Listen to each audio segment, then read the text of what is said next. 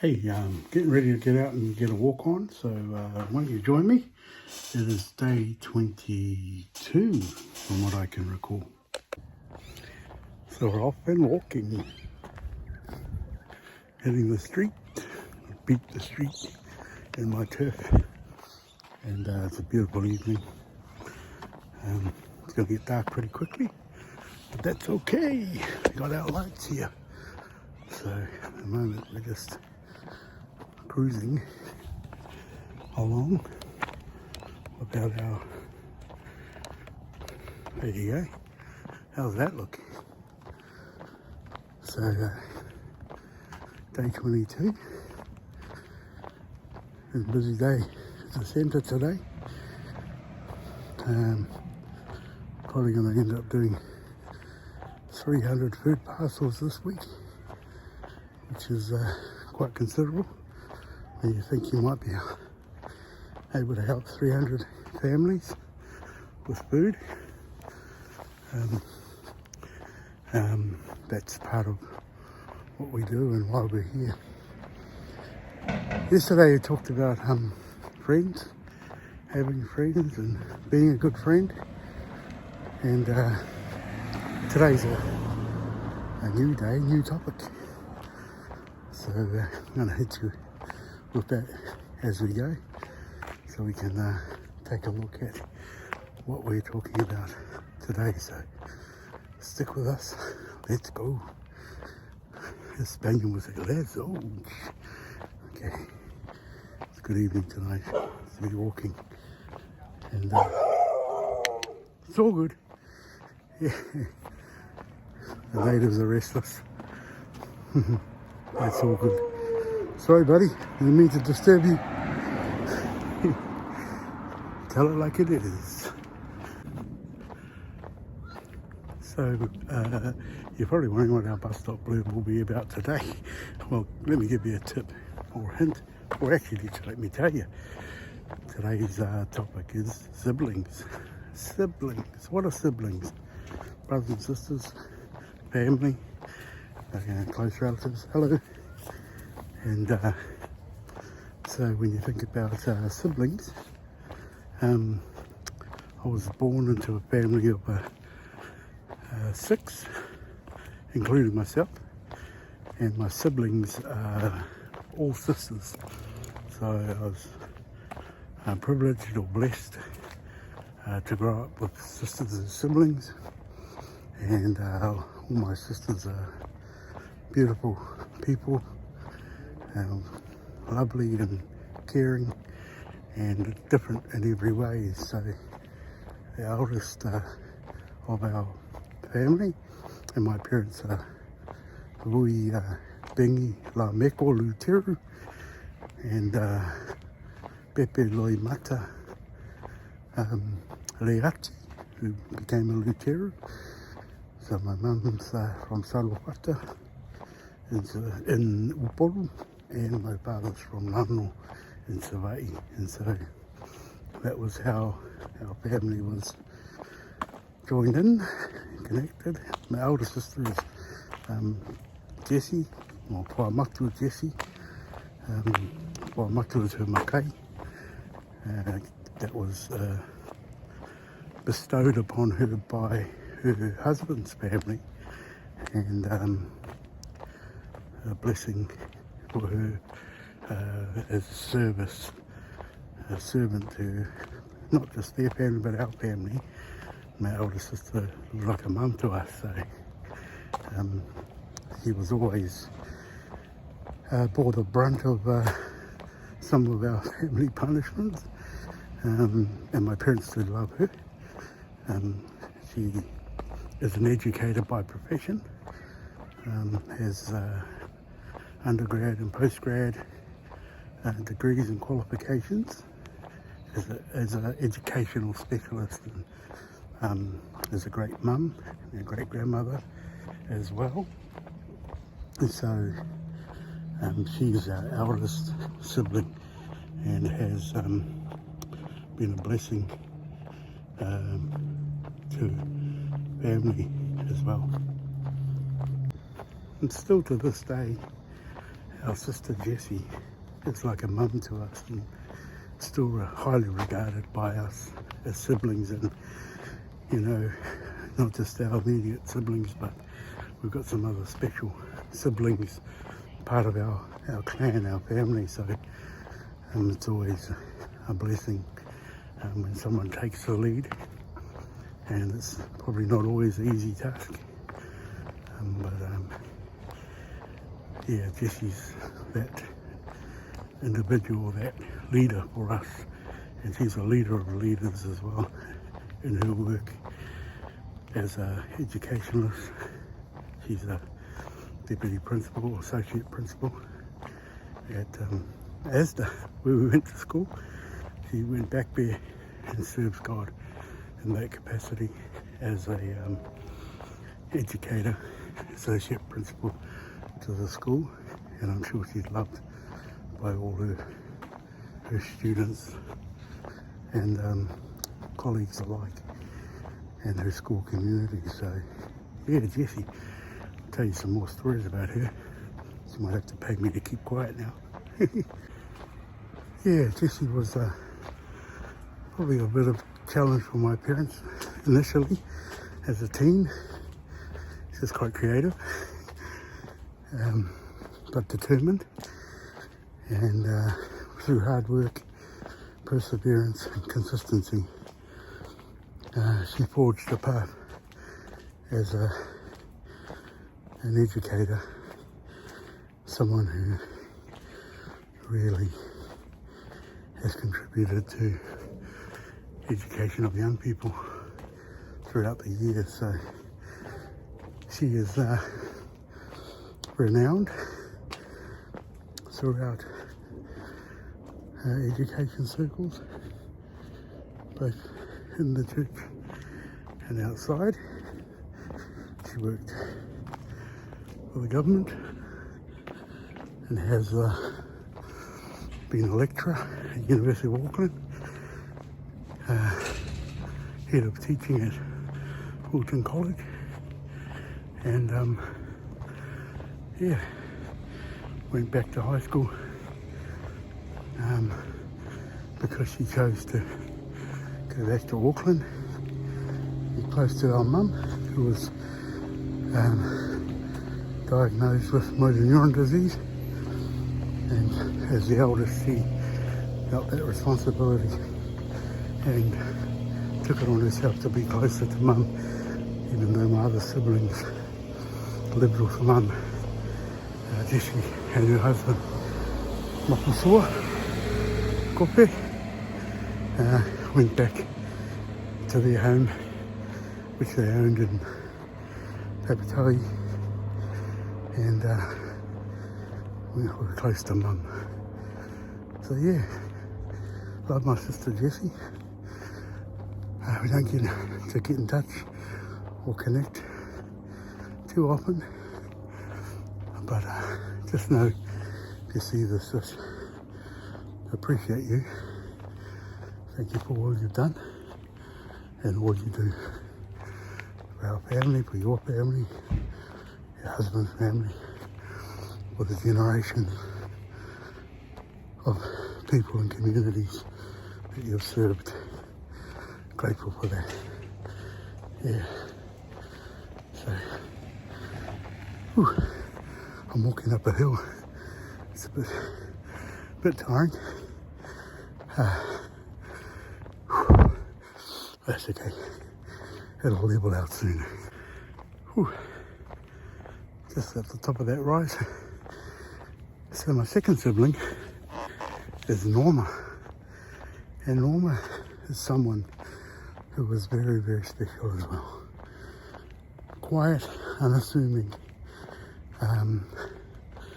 had probably a lot of the shine that people went to others in our family, and Norma slid under the radar, but as I say, very special. She passed away a few years ago, had succumbed to lung cancer, which metastasized from liver cancer she had. And yeah, she had a huge impact in her circle and community and what she did, influencing others, impacting people's lives. Norma had 2 degrees. She had a degree in theology and ministry, and she had a degree in counselling, and utilised those in practical ways, helping people. And so, while she was the quiet one, it probably lent her perfectly to her counselling. And people testified at her funeral. We met some of her former clients, and they testified how impactful she was, how caring, how loving, how gentle, how practical she was. So Norma was our second eldest, and Norma was one who always supported me and my wife and family. She was actually a good friend of Alice's before we got married, and continued that friendship, and then continued to bless us and support us when we struggled to rub coins together for our family. She was always on hand. She was single, had a job, always worked in accounts, and she was one who always blessed others, and right to the very end she blessed others. And she made some really awesome crochet toys which are still around today, and I don't have my lion anymore. I gifted it to my uncle, but it was very special because Norma made it. And if you talk to anyone about Norma, she had so many good friends, close friends. She was a good friend, and she helped people, which was part of her makeup. Her matrix was just helping people, caring for people, and being gentle. She didn't like to talk much. You wouldn't have her go up front frequently because she was that quiet, shy type. But when she did speak, she had something to say. She was quite emotional as well. So one of the reasons she didn't like to go and speak up front was because she would end up crying. And that was something that kept her from being up front like others in our family. Some of us who've got big mouths, and just took to it like duck to water. So yeah, just manoeuvring between these cars. Don't want to get run over, but everyone's so courteous in this neighbourhood, like I shared with you before. Such a great neighbourhood that we live in. I remember Norma working at Anchor, and she would always bring milk products home and bring them for our family, and she would always bless us with money and her car if we needed a car, or she was just that kind of sibling, that kind of sister. And often unheralded, she was a quiet achiever. I spoke to people from some churches, not Adventist churches, other churches, who spoke so highly of her because of the work she did with Celebrate Recovery in their churches. She also did prison ministry, where she was counselling female prisoners, and had such a profound, powerful impact. So, her legacy is in that ministry that she had to people, serving in such a way that was quite unique and very genuine. So, evening. Yeah. And so, my sister Norma will always be remembered, never forgotten. And we have memories of her we hold dear, and look forward to seeing her again. And she was the first of our siblings to pass away, and the only one of our siblings to date that has passed. So, both our parents passed. Our father passed in 1992 of leukemia. Our mother passed in 2018 of motor neuron disease. and our sister Norma, I think, 2023, if I got my dates right. I hope so. Yeah, it seems not long ago actually. So yeah, our second elder sibling, Norma, what a treasure. Yeah, I remember her fondly and look forward to reuniting with her on the resurrection when Jesus comes. Ooh. So our third sibling is right before me, a year older than me. Her name is Miriam, Millie, and she was probably closest to me growing up because of our ages. And another special sibling of ours because another servant of God who serves for many, many years in education at Longburn Adventist College. So it's known to a lot of young people from across the Pacific region who went there because it was a boarding school. Auntie Millie, they called her fondly, and I've met graduates from there who've come up to me and asked me if I was related. Actually, I've had the same thing with Jessie. I've had teachers from schools come and ask me if I was Jessie's brother, and I'm proud to say yes, I am. And I'm proud to say that about Auntie Millie as well, when her former students hit me up and asked me if I'm related, and I'm proud to say for sure they're my siblings. And so Millie was the one who looked after our parents, our mum, and was the carer for our mum when she passed away in 2018, and bore the burden with our other siblings, Ruth and Norma at the time, who was still alive when Mum was in her latter years. So, but Millie is very creative. She's a muso, like myself. She loves music, praise and worship, playing piano, singing, fish and chips. I think we like that, don't we, Millie? And once again, another great supporter of, because I was married young at 20, had children, and my siblings at that stage weren't married. They really supported this young fella who knew a lot and went and got married at a young age. Sorry, evening. And so yeah, it was so good to have siblings like that who really cared for us and cared for our needs when we needed it as well.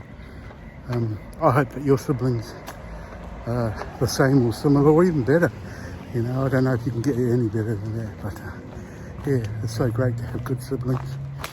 And Millie and I, because we're the age a year apart, sorry, I'm trying to navigate on this footpath with this light in my eye. Because we were age a year apart, we did things closely together as well. And probably one of the funniest stories is Millie lived in Hawaii for a time with my relatives there, our uncles and aunties and cousins in Hawaii. And when she came back, she had this brilliant idea, and I would have been, I don't know, 16, 17. She came back, she had a brilliant idea. She's like, bro, come, I'm going to perm your hair. At that time I was trying to grow an afro, you know, because I could. And she came and took me in the bathroom and then permed my hair, and I ended up with these really tight jerry curls, you know. And it was something that wasn't in New Zealand at the time, I suppose, because she had come from the States with this whiz-bang fizz idea, and I was her guinea pig, and I actually liked them. Yeah, I don't have photos. I wish I had a photo of my hair back then, but yeah, I was quite like, ooh, yeah. You could smell the what's it, perm? You could smell the chemical, and it stung a little bit. But you know, I kind of was like, yeah, okay, whatever, sis, do what you do. And yeah, I wore that style for a time. I don't think she redid it on me, but I ended up playing hoops with that, and it almost dreaded out like dreadlocks. So yeah, if you ever do see old photos of me like that, then you'll know, yeah, that was my sister, the hairdresser Millie. Came from Hawaii with her whiz-bang idea. And that's how we connected with our Peters family, Uncle Albert and family, who were in Hawaii at the time. And Uncle Albert's since passed, but we remain connected with all of his children and, you know, his wife, Auntie Christine, his second wife, Auntie Christine, and her children, their children together.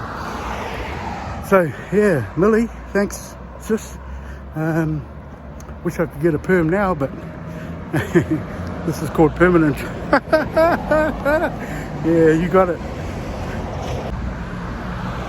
Well, that brings us to myself, number 4, Sam, Suckle MC, and this is my channel. And if you're just dropping in and stopping by, why don't you subscribe? Just subscribe, just share it with your family and friends. You can be nosy and voyeuristic and check out what we do, and it might be fantastic, it might be just dead boring, but you know, it's storytelling, and it's real and it's raw. After number 4, number 5 was my sister Ruth, and Ruth was a very special baby as well. She was born with club feet. I remember having bath time, or she was having bath time, and I used to help my mum by holding her club feet out of bath water in a little plastic tub on the kitchen table. She was that tiny at one stage. Yeah, hard to believe that now, eh? But Ruth is another wonderful spirit of sister that I've been blessed with, and to this day she continues to be the one that helps and supports and loves on our families, our children and grandchildren, our nephews and nieces. Yeah, Ruth is the one who is kind of the glue to the family as well. She's always supporting, she's strong in events. She has a really good career working catering, hospitality, administration, or tertiary administration, so is really good in that way as well. So Ruth, because of our age difference, I'm probably 5 years, maybe more, older than her, and because her and our younger sister Esther were the babies, they ended up having to go with mum and dad everywhere. Then while we were older, we were a little bit more independent, and our parents not left us, but they allowed us to stay at the Manurewa Seventh-day Adventist Church while my mum and dad went off and pastored. My dad was working in Sistak at the time. Hey, how are you? Yeah, a couple of runners. Yeah, and so it's always good, you know. Ruth's so creative as well. She's the talent who got me my my Yeti bottle, which is branded. She created my Saku, not my Saku brand. Actually, she was the first one to create a Saku restaurant back in the day. She created Saku's Brasserie, and I still got a copy of that somewhere, the menu from that restaurant, which was a birthday present. So yeah, she's very creative, but she created my Bumpman brand. You know, not Jumpman, Bumpman. She created that and gave me my Yeti bottle, which is branded up. She's created some hoodies and shirts and you know, just merch for me. So thank you, Ruth, for all that you do, continue to do. Oh, it scared me, that tree. Yeah, so powerful to have such wonderful siblings, and as I reflect and talk about my siblings, I'm grateful to God for them, and not just grateful to God for them, because I've been blessed.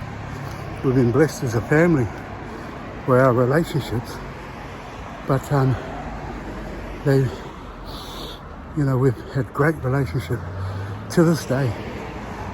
We're so close as siblings. We just reconnect whenever we do get the opportunity to be together and connect seamlessly. And I'm so grateful to my parents, our parents, for teaching us some of those fundamental values, particularly faith and faith in God, because that's really carried us through. So thanks, Ruth. It's probably due for another sweatshirt or a hoodie or something. Not a drink bottle, I've got enough of those. So yeah, grateful to my sister Ruth. Yeah, Ruth was very creative and still is to this day. She's an early adapter, which means she adopts things, new technologies and new features, new creative features that come out. She knows about stuff, even to the extent that I was in hospital with my heart operation last year, and she turned up and visited after I had my op. When I was recovering, she turned up with a hoodie that actually had a scan code on it. You could scan this hoodie, I'll show you one day, that you could scan this hoodie and it was connected to Spotify and it would play a song. So I don't know, modern technology, I'm still adapting to AI myself and to YouTube. But yeah, so Ruth's so creative, she's so loving. She'll travel wherever. When family needs her, she'll travel. And her nieces and her nephews, when something needs her attention, she'll jump on a plane and she'll get there. And so thank you, Ruth, for your investment in us and your dedication to us as a family and to our extended family as well, because it doesn't end just there. And Millie's the same. Millie gathers the family, the extended family together, our B-Moy clan. He's instrumental in gathering our cousins, our relations together, and trying to keep that alive, because there are none of my mum's siblings alive today. So while none of our parents, our aunties and uncles are alive, our cousins, us as cousins, we continue to remain close, and that's a legacy from my mum's side of the family, where we were all brought up as cousins. But the Papua New Guineans have a great expression: cousin brother, cousin sister. So like brothers and sisters, and that's what we're like today. And the eldest of our cousins from that relationship is my Auntie Shaanga's eldest daughter, Viola. So love to you, Viola, because you always keep in touch. I hope you're watching my vlogs. Actually, I better find out, because if you're not subscribed, you better be. Okay, so I better get that out. I'm not sure whether I've let her know that. Yeah.